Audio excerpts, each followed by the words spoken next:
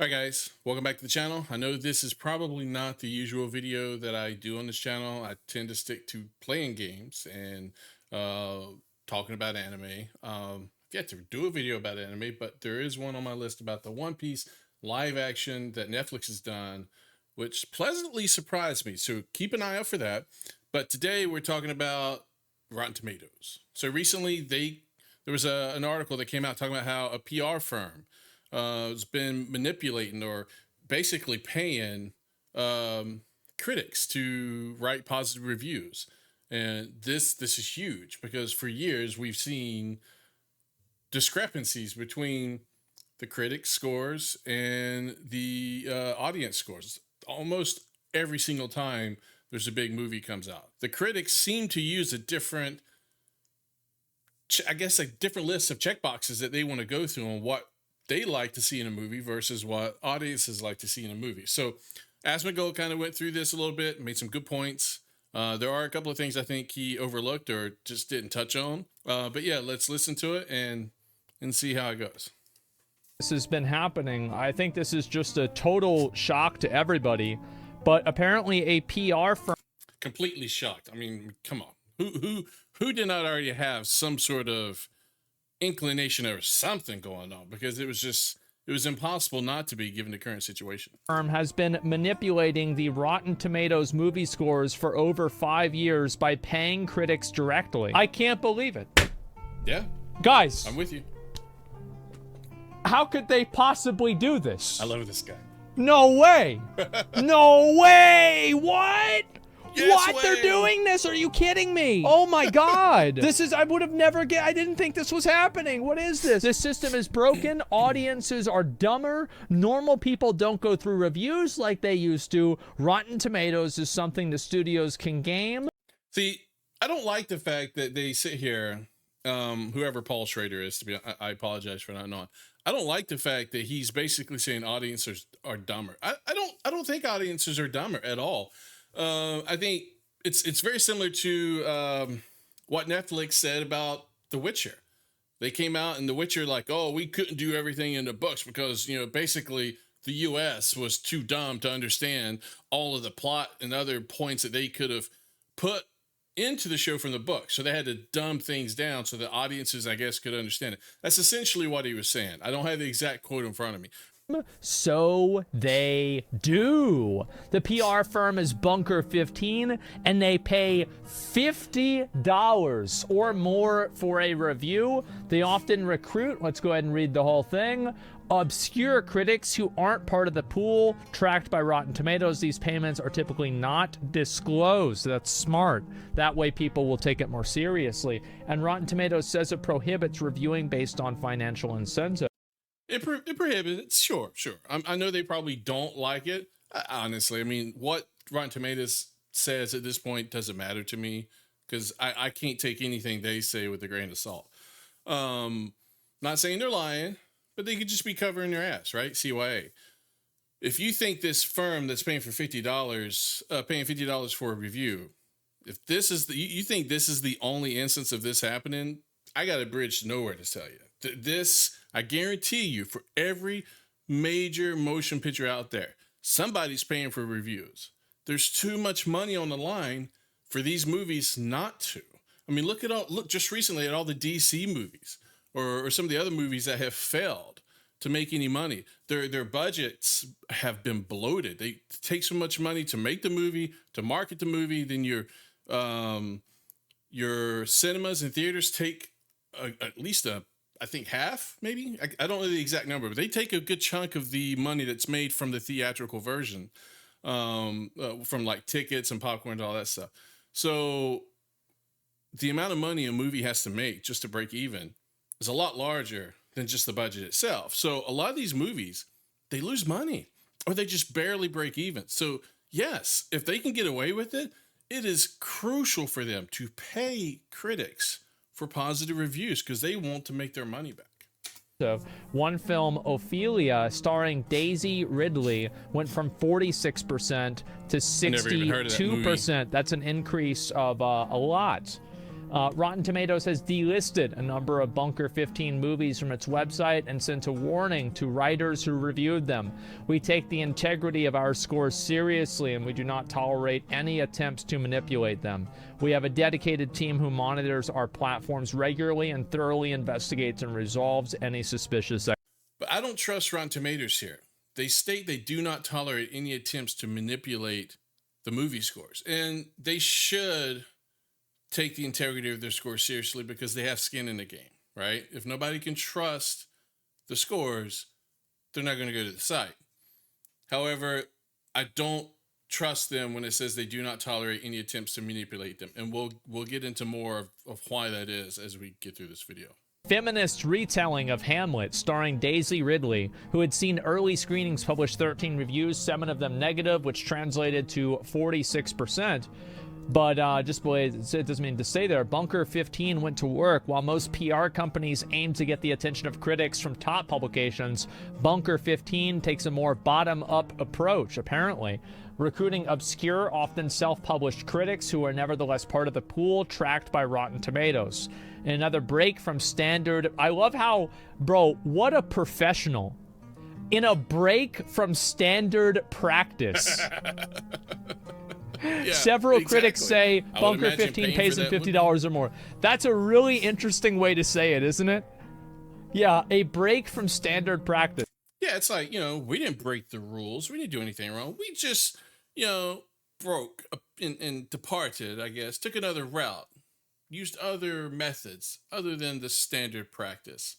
Yeah, we didn't break the rules. We just did it differently. Oh my god, what a fucking politician. I love this article. This is incredible.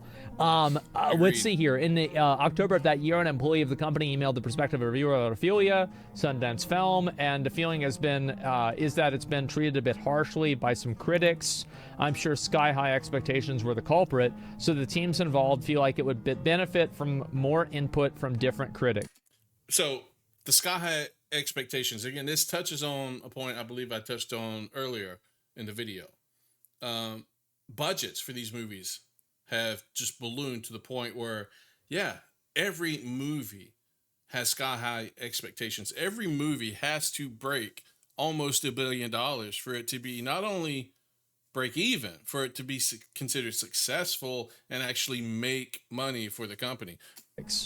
More input from different critics is not very subtle code. Well, it's obvious, right? Because they're framing it from, it's been treated a bit harshly. It's obvious, right? Yeah, they want different critics they let's can see pay off. Here. Wrote back to ask what would happen if he hated the film. Bunker 15 employee replied that, of course, journalists are free to write whatever they like, but super nice ones. And this is, again, it's a quote, right? And this is what's so surprising about this is that usually these are paraphrasings. Super nice ones, and there are more critics like this than I expected, often agreed not to publish bad reviews on the usual websites, but instead quarantine them on a smaller blog that Rotten Tomatoes. I was thinking Russia Today. Rotten Tomatoes never sees. I think it's a very cool thing to do. Yeah, so they take the negative reviews and they're putting them on smaller websites that they know nobody will see. They know everybody goes to Rotten Tomatoes. Almost everybody. So these smaller blogs, the exposure there is so much smaller. The damage won't be anywhere near as large for a lot of these movies because it's not on Rotten Tomatoes. And it's not a cool thing to do. So the person that was representing the company says it was a very cool thing to do to quarantine the negative reviews. Yeah, for sure. Hold on, look at this. Go back for a second. It says the studios didn't invent Rotten Tomatoes, and most of them don't like it. Of course you don't like it, because if your movie gets roasted on Rotten Tomatoes, people aren't going to go see it. Of course they're not going to like it. Who likes to get their project to be roasted and then they lose money? Nobody does. But you know what? That's a fact of life. And sadly, movie production companies do not take anywhere near the risk that they used to. Or gaming companies. Like Baldur's Gate 3 was a huge risk. And you don't see that anymore. Not usually. Usually they try to stick to something that they know was successful. Both games and movies. That's why you see all these remakes, all this IP just being regurgitated right now. there's nothing new being done. Rarely. So let's go ahead and let's talk about this. I don't think we need to go through the rest of it. I think No. it's just pretty obvious what we're looking at here. So, why is this happening? Why does this happen? Because they're able to make money off of it. And also the reason why is that in my opinion, I don't agree that people that are professional reviewers need to be elevated on a structural level. I think that if somebody's a professional reviewer, they should be elevated by the people who they provide reviews to. They shouldn't just be given a position and then told everybody has to listen to this person who's a professional reviewer, and we're going to put them in a separate category away from the other common folk. I think this is ridiculous. Why is this even a thing to begin with? So he doesn't think critics should be separated from users. It also sounds like he's almost saying that users should vote on the critic and basically tell the critic, I guess, how good of a job they did. That's how you elevate these critics. I don't know how that system would work, to be honest with you. I'm not smart enough to put something like that together. I understand in a perfect world, yeah, that would be great. I just don't think it's ever going to happen. But I do agree with him that critics are put on a pedestal, and sadly, they don't deserve it. Not a lot of them don't nowadays. They get too hyped up in their own celebrity, in their own popularity. They get hyped up too much. They think, "Oh, I'm this big guy. You know, I'm a critic and I'm important and what I say matters." And I think they get a little too big for their britches. Because if you go and you look at a lot of these video games, for example, there are games that are literal dog shit ass garbage. Yep. But the game has a critical review score of like a 6 or a 7. Exactly. If you ever notice with IGN, it was a running meme there for a while, just recently this year, how they would never give a bad score. Like they would roast the game in the actual review. But at the bottom, it'd be a 6 or 7. Most time a 7. They never ranked a game lower than that. It seemed like. Now I'm sure they probably have, but they gave so many 6 and 7s after roasting the game so much in the review. People started asking questions, like, well, wait a minute. Everything you said doesn't indicate that it's a 6 or 7. 6 or 7 makes it seem like it's a mid game. Doesn't necessarily mean it's a bad game. It's not the best game ever. It's not a really great game. But does that mean you wouldn't enjoy playing it? No. That's usually what a 6 or 7 indicates. Yeah, there's problems. There's things that's not great about it, but overall, it's a decent game. That's not usually how people want reviews to be done. So yeah, that's what I find funny with the point that he's mentioning here, because it's true. IGN did this a lot. Whenever the audience review score is a 0.6 or a 0.7. I wonder what game I'm talking about. But the fact Probably is that Forspoken? whenever you have this much of a disconnect between the critical review people who Last are of Us supposed 2 to maybe? be Not professionals in the field and the audience, then you have a massive problem. And I want to talk about why this is a problem. It's because the reviews exist as an end product to serve the user. The review provides no value if it is wrong. Is that correct? That's like true. If somebody reviews a movie that they haven't even seen, well, then I think that I wouldn't take that review very seriously. Okay, as a critic, yes, I completely agree with you.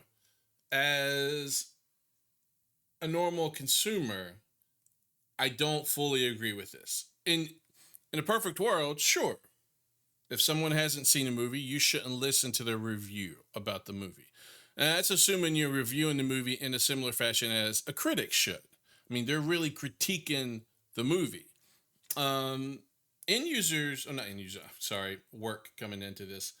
Consumers, they don't look at movies the same way, nor should they. So I do think that there are consumers that can give a movie a negative review because there may be other things that they were exposed to about the movie ahead of time and made them realize, I don't want to go watch it. So does that mean those consumers are going to be right all the time about the movie? No. But a lot of times they've seen enough that they know they're right. So to them personally, their opinion is they don't want to see the movie. And I do think that is okay. I don't think there's a problem with that. Seriously, right? Reviews exist as a benefit to the consumer, as a benefit to the, what do you call it? As a benefit to the people that watch the articles or watch the movies, or not watch the movies, they like go to the website, they're going to like some article, magazine, or whatever. Yeah. This is the value that reviews provide. And I think it is a tremendous problem that the critical reviewers who are given this position, which by the way is completely undemocratic, it is completely rigged, and it's not just apparently rigged with like people getting hired because they're in a good position or they have the right opinion. Exactly. The right opinions, or they're getting paid. You see this with Disney. You see this with news. You see this with movies and games. People, companies do not want to be slammed. They don't want negative reviews. I mean, makes sense. Who doesn't? So what they try to do is they try to find people. They cherry pick. You saw this with Starfield and the early access. It sounded like they only gave early access to certain companies. You also saw this with Nintendo when they blacklisted Kotaku. Of course, one I think is more understandable than the other, based on Kotaku and how they handle things. That I can understand. Starfield, not as much. But they were trying to manipulate the early reviews. That's essentially what Bethesda was doing with the whole Starfield thing. And then that's what Disney, the other businesses, and even here, these critics and the companies, the third party that's paying these critics, that's what they're doing. They're trying to manipulate the reviews. But you have certain people who are getting paid or sponsored to say certain things, and they know that if they don't give the positive review or whatever, they lose access. They lose access to the products or whatever benefits they feel like they're getting, and they don't want to do that. So it happens, and sadly, that's I don't know what you can do about it, to be honest with you. And it's not just apparently rigged with like people getting hired because they're in a good position or they have the right opinions, but it's rigged literally because they're getting paid to have them. Yeah. So what a big fucking surprise this is happening. Yeah. So this is just reality in general. Well, the problem is reality in general. The user is right. Whoever said that in his chat. Is that here's where the problem is. This will always happen as long as Rotten Tomatoes has the ability to have critical reviewers have their reviews separated from the public.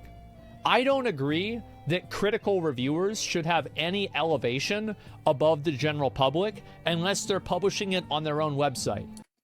So for me, critics, while I understand what he's saying, I just don't know how you would ever fix that. But critics are meant to get early access to these movies and give an unbiased, unpartisan review of the movie based on a set standard list of checks, I guess you could say. And this is meant to give audiences an early understanding of whether a movie might potentially be good or bad, and if it's something they want to see. Now, consumers may still want to see it regardless based on what the movie's about.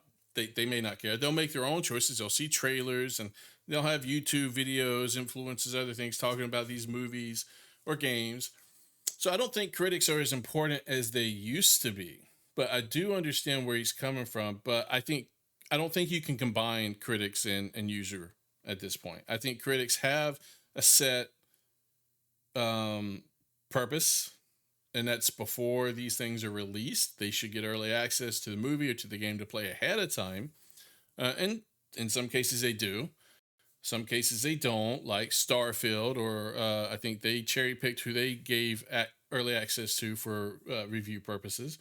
Rotten Tomatoes is a platform that exists for the benefit of moviegoers, not movie makers.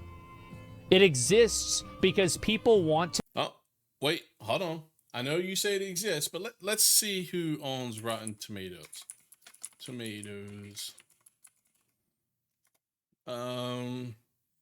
Since January 2010, Rotten Tomatoes has been owned by Flickster, which was in turn acquired by Warner Brothers in 2011. In 2016, Rotten Tomatoes and its parent site, Flickster, were sold to Comcast Fandango.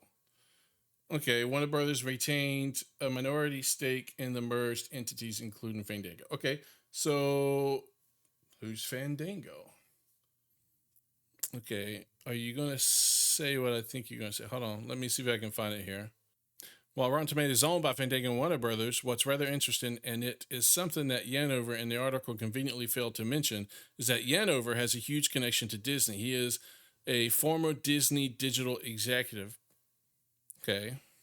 Back in 2012, when Yanover was announced as the new president of Fandango, um, press release, okay. Yanover served as executive vice president and managing director of Disney Online, the entertainment and lifestyle digital product group of the Disney Interactive Media Group. So that is also something else I think that needs to be kept in mind. A lot of these sites, not just with Disney specifically, because you also saw Warner Brothers was mentioned, Comcast, um, a lot of these sites that review these things, games and movies, they have investments or they're owned by partially, if not wholly, by companies that have a financial incentive to ensure that these movies succeed, or they have connections through people who run these companies. They have connections back to other large companies or organizations that again have a financial interest in seeing that their movies and their products succeed.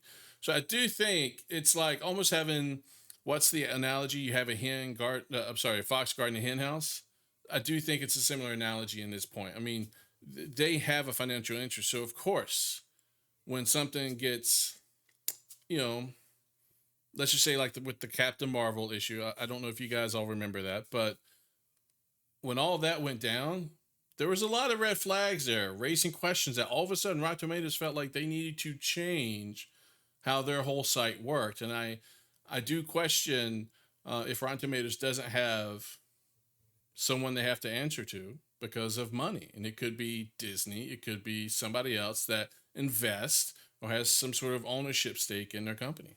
You never know, but you can kind of connect the dots, and you have to wonder how independent is Rotten Tomatoes from these companies that own it or invest in it.